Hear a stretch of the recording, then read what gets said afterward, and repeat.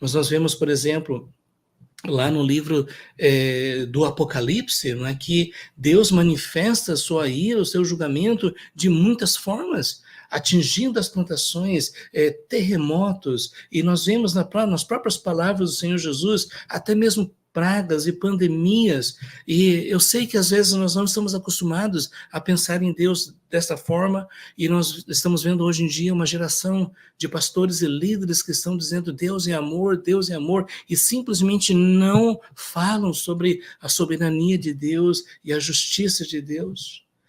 Veja o que o texto de Naum, capítulo 1, verso 3 diz: o Senhor é tardio em irar-se, mas grande em poder, e jamais inocente é o culpado. O Senhor tem o seu caminho na tormenta e na tempestade, e as nuvens são o pó dos seus pés. Então nós não devemos simplesmente negligenciar o fato de que aquele que está sentado no trono é o governante de todas as coisas.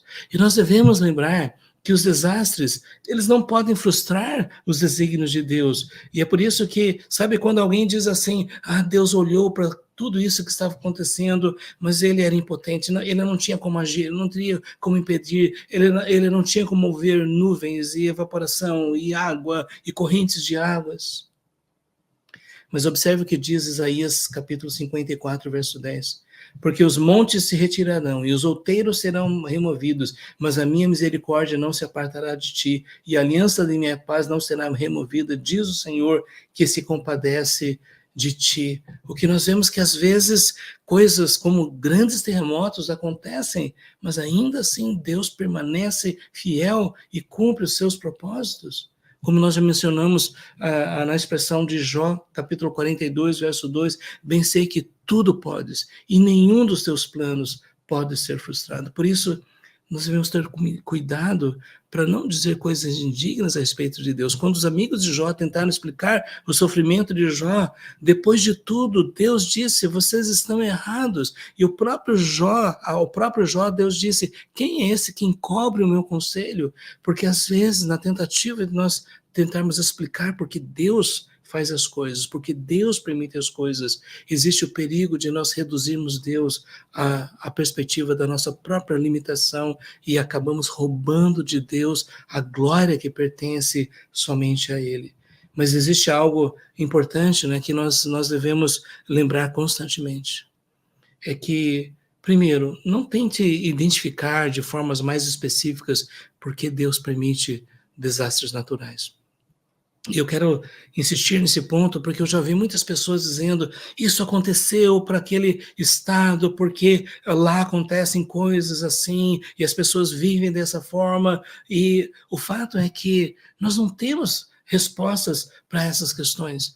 Primeiro, nós precisamos lembrar que a própria criação está debaixo do juízo de Deus e aguarda a sua redenção. Segundo, a Bíblia diz que todos os homens pecaram, todos carecem da glória de Deus, e é por isso que nós devemos tomar cuidado para dizer, Deus fez isso por causa daquilo que eles fizeram ou disseram. Inclusive, o próprio Senhor Jesus, ele mostra, né, através da sua palavra, mencionando, né, a questão, por exemplo, de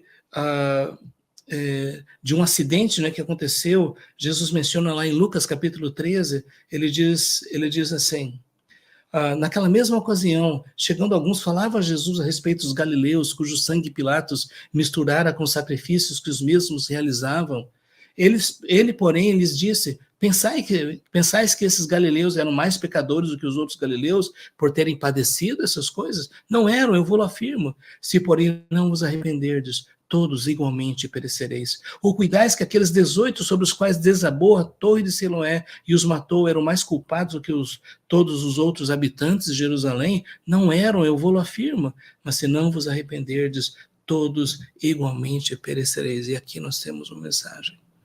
Nós não podemos entender plenamente os planos de Deus, mas há uma mensagem para nós do próprio Senhor Jesus.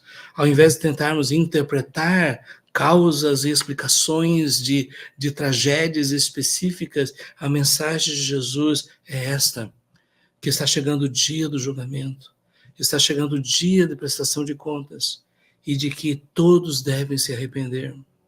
Olá! Se você chegou até aqui, eu tenho um pedido especial para fazer. Esse recorte que você assistiu é do nosso devocional diário, que acontece aqui no YouTube, em nosso canal da Consciência Cristã, todos os dias, às 7 horas da manhã. Temos um encontro marcado onde refletiremos sobre uma passagem das Escrituras e intercederemos uns pelos outros. Venha fazer parte dessa família que tem crescido a cada dia mais.